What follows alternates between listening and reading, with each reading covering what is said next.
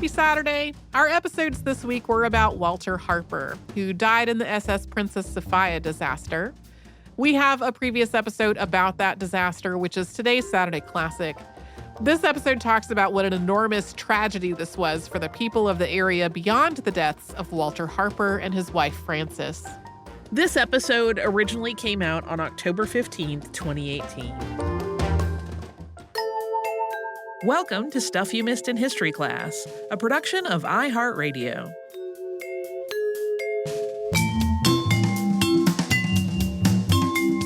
Hello and welcome to the podcast. I'm Tracy V. Wilson. And I'm Holly Fry. We're coming up on the 100th anniversary of the sinking of the SS Princess Sophia, which sank in the Lynn Canal in southeastern Alaska on October 25th of 1918. This was a massive tragedy for both Canada and the United States. It had a huge impact on Alaska, British Columbia, and Yukon. But it was also really overshadowed by the end of World War I and the flu pandemic that was going on by that point. So it has been nicknamed the unknown Titanic of the West Coast. In 1918, the primary way to get to many parts of Alaska and Yukon was by water. Ships carried passengers, cargo, and mail to ports along the coast of Alaska and British Columbia, and people traveled by river inland from there. And to some extent, this continues to be true today. Although there are more roads and airplanes going to and from these places, boats still continue to be a major way to travel. One of the companies that was providing passenger and cargo service along the coast of Alaska and British Columbia was Canadian Pacific Railway Company, which is often abbreviated as CPR. It still exists today as Canadian Pacific. CPR started a steamship business, which was called Canadian Pacific Steamship Company in the late 1800s. Their first routes were trans-Pacific, and they connected Vancouver, British Columbia with Asia. Soon the company started offering transatlantic service from the east coast of North America as well.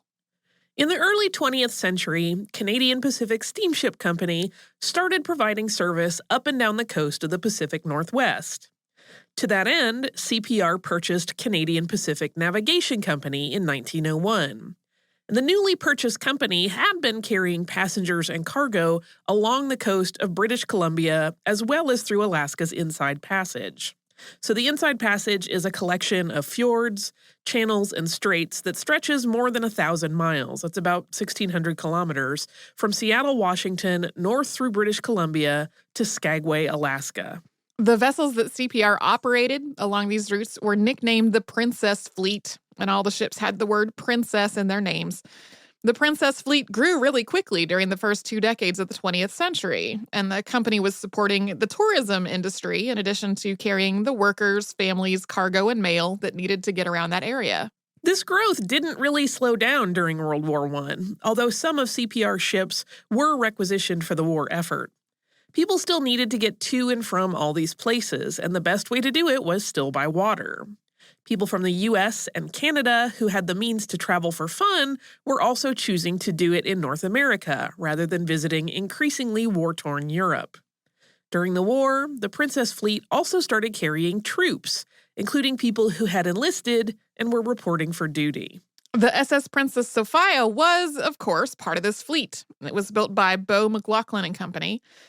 It was launched on November 8th of 1911 and took its maiden voyage on June 7th of the following year. The Princess Sophia had been commissioned specifically for running these routes along the Inside Passage during the May to October season. In the off-season, the ship operated as a ferry between Victoria and Vancouver, British Columbia.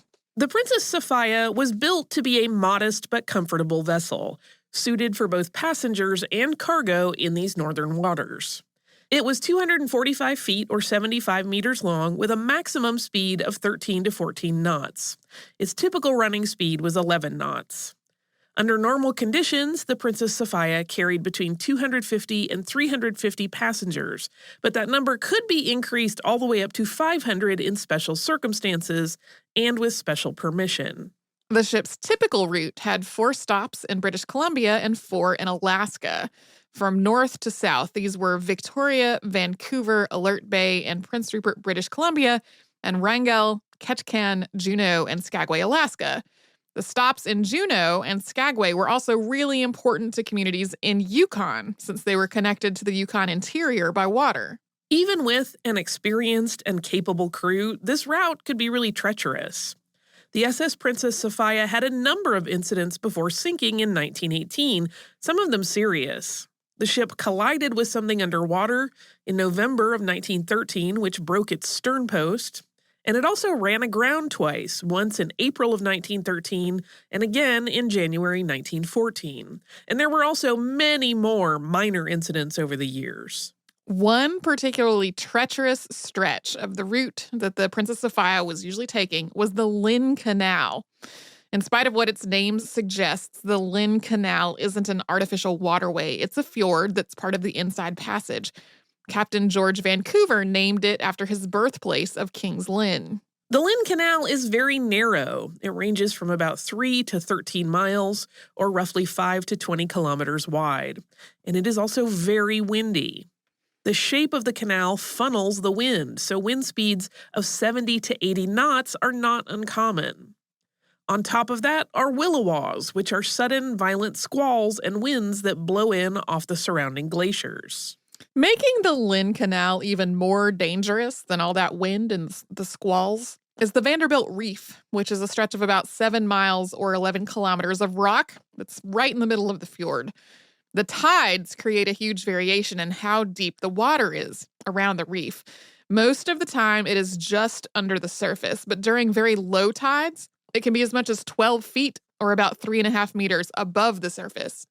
Obviously, this reef has been there for thousands of years, and people knew that it existed. But in terms of being a hazard to commercial shipping, it was first noted in 1880 when J.M. Vanderbilt of the Northwest Trading Company charted it and named it after himself, and then spread the word to other captains about it. In 1918, the Vanderbilt Reef wasn't well marked at all. The nearest lighthouse was the Sentinel Island Lighthouse, which was about 4 miles or 6.5 kilometers away. The reef itself was marked with a buoy that was only visible by daylight. CPR had asked the U.S. government to install a light on the reef in 1917. Although Canadian vessels were in and out of this area all the time, the reef itself was part of Alaska territory, and therefore it was the responsibility of the United States and not Canada to put a light there. But because of the war, funding wasn't set aside to do it. The SS Princess Sophia departed Skagway, Alaska at the end of the Lynn Canal on October 23, 1918, for the last run of the season. And this was a big trip every year. The ship was sold out, and the company had prepared for a big crowd. But even in spite of the advanced preparations, boarding and loading that evening had been particularly chaotic. There were people who had made their way to the region during the Klondike Gold Rush. Skagway itself had been founded during the Gold Rush. By this point, the Gold Rush was over, and this departing crowd included people who had decided, finally, to leave Alaska and the North entirely. It also included seasonal miners whose jobs were ending for the winter, but who planned to come back again in the spring. Miners weren't the only seasonal employees leaving Skagway that day. The Yukon River connected Skagway, Alaska to Dawson, Yukon, and the steamship operators who traveled that route were shutting down for the season too. Other passengers included government officials, business travelers, and families. And there were also new recruits aboard, reporting for duty in World War I. Because this was the last run of the season, the mood at the dock was really festive. It was basically a big see you in the spring party, with the people who were staying put getting ready to hunker down for the winter. A lot of people were also bidding what they thought was a temporary farewell to friends and family who were planning to come back once all the waterways thawed in the following spring. Probably because of all the busyness and chaos, the SS Princess Sophia left Skagway, Alaska at about 10 p.m. on the 23rd. That was about 3 hours behind schedule. Captain Leonard Locke was at the helm, and most of the Princess Sophia's crew had plenty of experience on this route, and Locke was no exception. He had been working in the waterways in this part of the Northwest for 25 years. But not long after departing, the weather really started to turn sour. We will get to that after a quick sponsor break.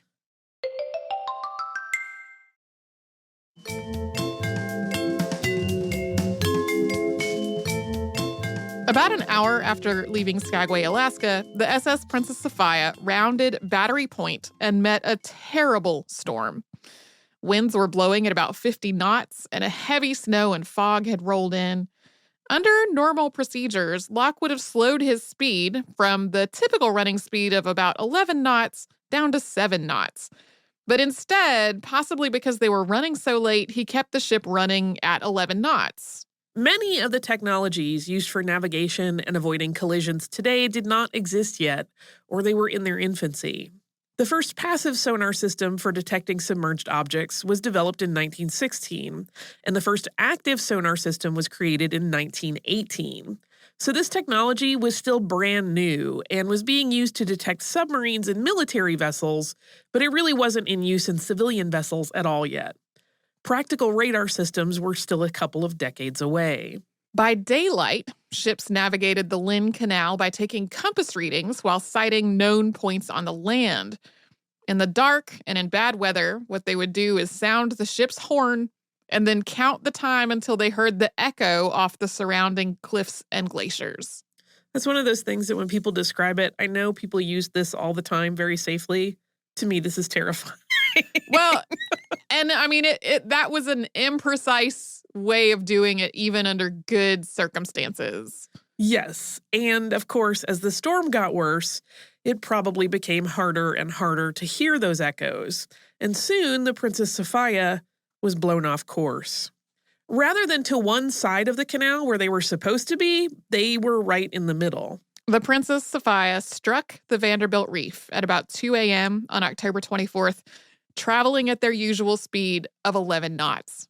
The ship came to a total halt almost instantly, with sleeping passengers being thrown from their berths and crew being thrown from their stations. At first, the situation seemed to be extremely inconvenient, but not all that perilous.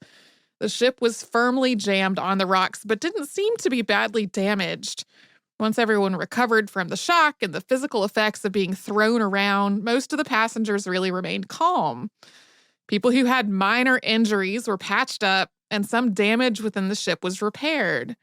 At first, Captain Locke thought they might be floated off of the rocks the next high tide and just continue on their way. That is actually what had happened when the Princess Sophia had run aground in April of 1913, which had also happened on the Vanderbilt Reef. Passenger Horace McQueen wrote a letter during these relatively calm hours, which said, quote, "She is a double-bottom boat, and her inner hull is not penetrated, so here we stick.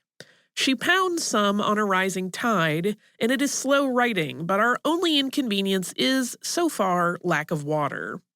The main steam pipe got twisted off, and we were without lights last night and have run out of soft sugar. But the pipe is fixed, so we are getting heat and lights now, and we still have lump sugar and water for drinking." If you have the energy to note that they're out of soft sugar. Right. Things seem fine. They don't seem that bad at that point. So, of course, after hitting the Vanderbilt Reef, the ship's wireless operator had sent out a distress call. There weren't any other vessels in the area that were large enough to accommodate all the Princess Sophia's passengers and crew, though. So 4 fishing vessels were sent to try to assist. These were the Estebeth, the Amy, the E.A. Hegg, and the Peterson. Soon, a fishing schooner called the King and Wing came to assist, as well as the Cedar, which was a lighthouse tender from the U.S. Lighthouse Service. As these vessels started to arrive on the morning of the 24th, though, the weather got worse. The other vessels couldn't get close to the Princess Sophia without endangering themselves, and it became clear that a crosswind was grinding the ship onto the rocks, and that was making a visible hole in the outer hull. Captain Locke thought it would be more dangerous to try to put people into lifeboats than it would be to just stay put and wait for the weather to turn. And the barometer was rising, so he was hopeful that better weather was on the way. High tide also came and went without shifting the boat off the rocks. The wind was blowing the water so hard that the tide appeared to be several feet lower than it really was. They weren't hoping to be lifted off the rocks anymore, now that it was clear that the hull was damaged. But with all that having happened, it didn't seem like they would be. So, with all that in mind, it seemed safer to just wait. The captain's decision may have also been influenced by the 1904 wreck of the SS Clallam. which foundered just outside of Victoria Harbor. And on that ship, the captain ordered all of the women and children to be evacuated into lifeboats, along with some of the men, and every lifeboat either capsized or was wrecked. Everyone who had been evacuated died. Captain Locke also would have been familiar with the 1910 stranding of the Princess May on nearby Sentinel Island, from which all the passengers and crew were evacuated safely. It turned out that barometer reading was deceptive, though. The barometer started falling rapidly at about 3 p.m. on the 24th, and the weather suddenly got a whole lot worse. A Royal Canadian Mounted Police report that was written after the disaster called it, quote, the worst storm in progress ever known in the Lynn Canal. During all of this, the Princess Sophia was communicating with all these other vessels by radio, megaphone, and radiogram, which is a telegram that's sent by radio rather than over wires. Radiograms were sent back and forth to CPR headquarters as well. Captain Locke sent a radiogram to the Cedar at 4:45 p.m. on the 24th. Quote, impossible to get passengers off tonight as sea is running too strong. We'll probably be able to get them off early morning, strong tide. Captain Ledbetter aboard the Cedar replied, quote, if Sophia in no danger slipping off and passengers safe until daylight, would like to drop anchor under Sentinel Island, be in touch by wireless if you think necessary, will remain underway all night. By this point, the passengers who had been waiting for more than 12 hours were becoming increasingly apprehensive. Passenger John R. Maskell, known as Jack, wrote a letter to his fiancée, Dorothy Burgess, which ended, quote, we are expecting the lights to go out at any minute, also the fires. The boat might go to pieces, for the force of the waves are terrible, making awful noises on the side of the boat, which has quite a list to port. No one is allowed to sleep, but believe me, dear Dory, it might have been much worse. Just here there is a big steamer coming. We struck the reef in a terrible snowstorm. There is a big buoy near marking the danger, but the captain was to port instead to starboard the buoy. I made my will this morning, leaving everything to you, my own true love, and I want you to give 100 pounds to my dear mother, 100 pounds to my dear dad, 100 pounds to dear wee Jack, and the balance of my estate, about 300 pounds, to you, Dory dear. The Eagle Lodge will take care of my remains. In danger at sea, Princess Sophia, 24th October, 1918. In the face of the treacherous weather, the rescue ships left to seek shelter, and the Princess Sophia spent the night on the rocks. On the morning of October 25th, the rescue ships returned to try again. The captain of the Cedar proposed making a breeches buoy, which you might also say as a breeches buoy. To do this, the Cedar would drop an anchor and run a line over to the Princess Sophia. People would then use it like a zip line, sliding from the Princess Sophia over to the Cedar one at a time. The name of this comes from the practice of slinging a pair of canvas breeches over the line to hang on to. We can do historical zipline tours this way. I think we have a business venture in our future. But the water was still so rough that the Cedar's anchor simply would not hold. At 11 a.m. on the 25th, Ledbetter sent a radiogram, quote, I can't make anchors hold. Could not row boat to you at present. Believe your passengers are perfectly safe until wind moderates. We'll stand by until safe to make transfer with safety. As the violent storm continued, the rescue ships were once again driven away to take shelter, but kept in touch with the Princess Sophia. What had been a tedious but relatively safe wait became terrifying after all the rescue vessels were gone. The wind was howling and pounding the ship into the rocks. The power went out about 3 o'clock in the afternoon, which meant most of the passengers were in total darkness, with a screaming, violent storm going on around them. E.M. Miller of the King and Wing later sent the summary of what happened by radiogram. Quote, talked with Sophia several times between 2 and 3 p.m. Their dynamo went out and lost power about 3 p.m. Called the Sophia several times between 4:30 and 4:45 p.m. No answer. 5:45, talking to SS Atlas, gave him 7 messages for Juneau. 4:45 p.m., Sophia, sending SOS, said, taking water and foundering. For God's sake, come and save us. Replied, saying, coming full speed but cannot see, account thick snow and taking heavy seas.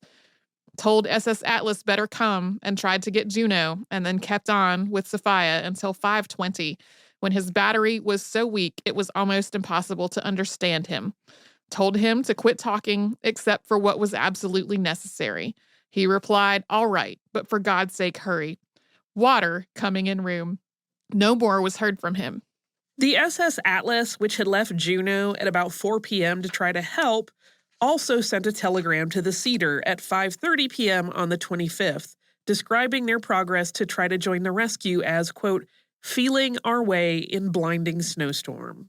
It was just too dangerous for any of these other ships to stay with the Princess Sophia.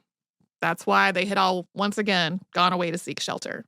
The weather finally cleared overnight, and at 9:15 on the morning of October 26th, a lighthouse superintendent from Sentinel Island sent a radiogram saying he had arrived at the scene at 8:30, and only the Princess Sophia's foremast was visible above the surface of the water. We're going to take another quick moment for a brief sponsor break.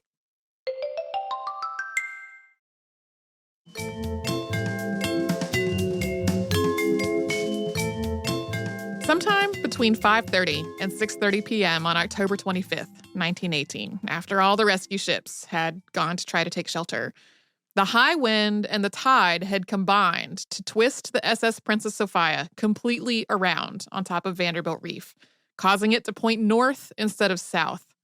In the process, it tore the bottom completely out of the ship. The ship slid into the water. Tanks ruptured and covered the water's surface in a thick layer of oil. An order was apparently given to abandon ship, and some lifeboats were deployed, but none of them were deployed successfully. Only one person seems to have gotten away from the actual sinking: Frank Gosse, the ship's second officer. He was found on shore, but he had died of exposure. The wreck's only confirmed survivor was a dog, an English setter who was found covered in oil about 20 miles or 32 kilometers to the south 2 days later. The exact death toll for this wreck is unclear. There were probably between 280 and 290 passengers on board and 55 to 65 crew. A list of known passengers includes 360 people, but there were definitely stowaways on board, as well as people who boarded in Skagway, planning to work for their passage, but who weren't written down. Babies in arms also weren't necessarily on the passenger list. The victims included more than 100 residents of Dawson, Yukon, which only had a population of about 800 at that time. Approximately 8% of the white population of Yukon died. Similar numbers for the indigenous population of Canada and Alaska aren't really known, but Walter Harper, who was an Athabascan guide and the first person to summit Denali, was killed along with his wife Frances. Some writers have made the argument that this was economically catastrophic for Yukon and led to a serious decline for the territory and for all of the Canadian North. But really, there was a lot of other stuff going on at the same time as well, including the flu pandemic and changes to the mining industry. So this was definitely a tragedy that had a real impact, but it was not the only factor. John F. Pugh, who was district collector of U.S. Customs for Alaska, was also on board, along with Walter J. O'Brien, who was a CPR company agent from Dawson. He was on the ship with his wife and 5 children and was found with his arms around one of his sons.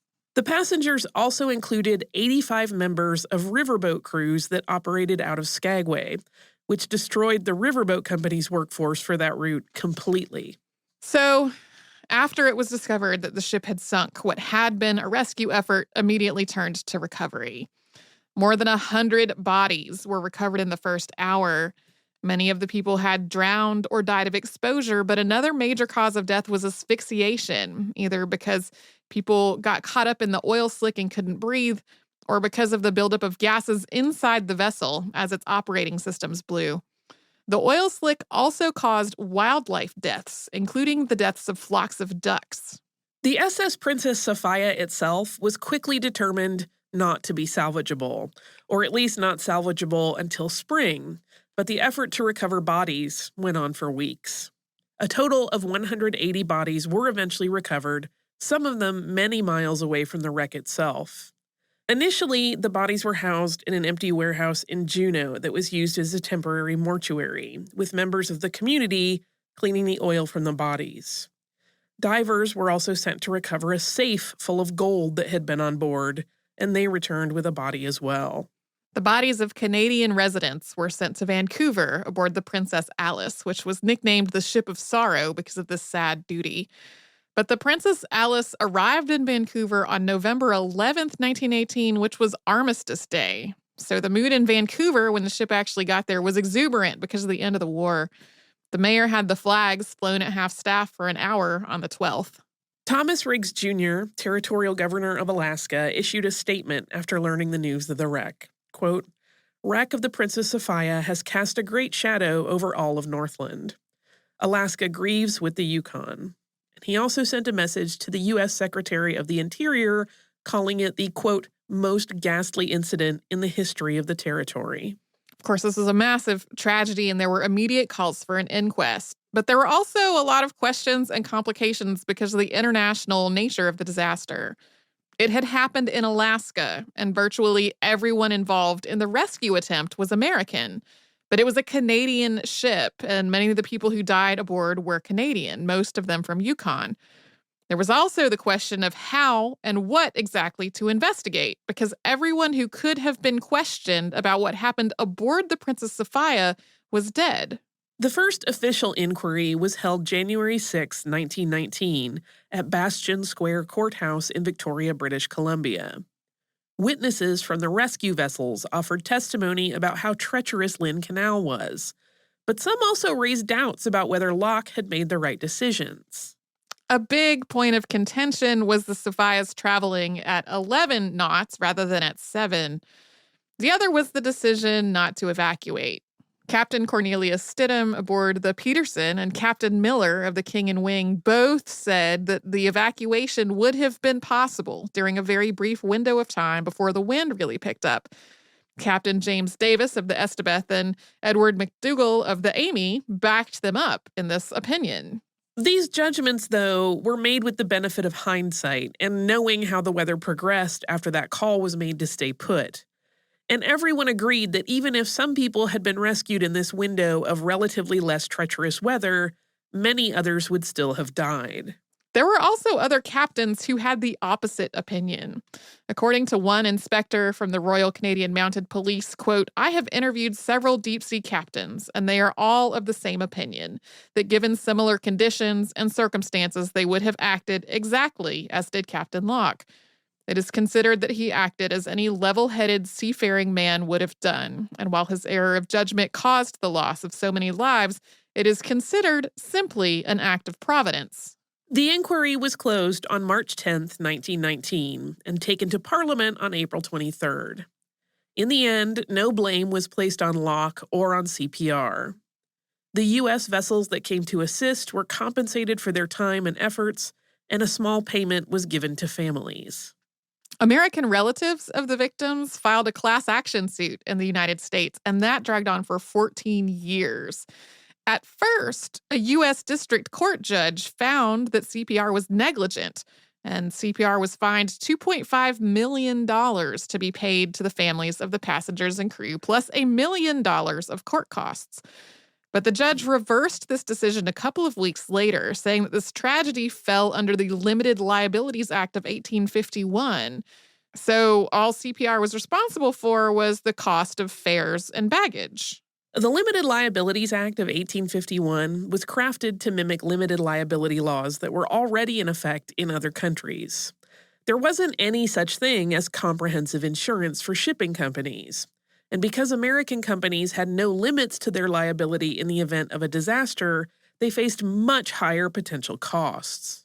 So a law was drafted to try to make shipping companies operating out of the United States more competitive with similar businesses operating out of other countries.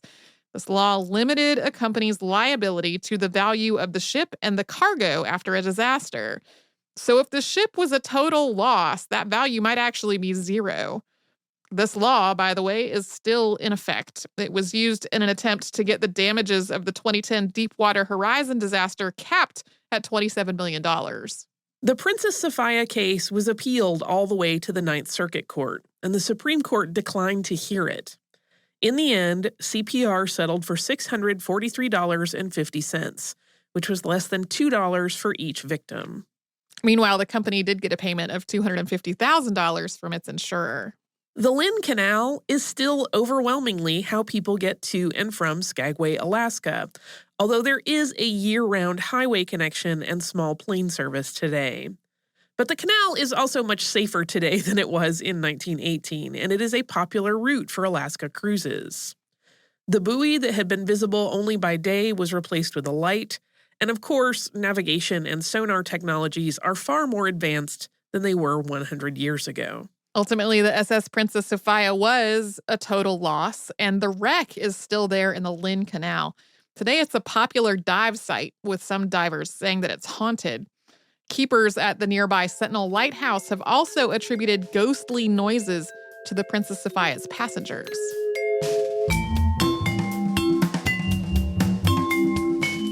Thanks so much for joining us on this Saturday. If you'd like to send us a note, our email address is historypodcast@iheartradio.com. And you can subscribe to the show on the iHeartRadio app, Apple Podcasts, or wherever you listen to your favorite shows.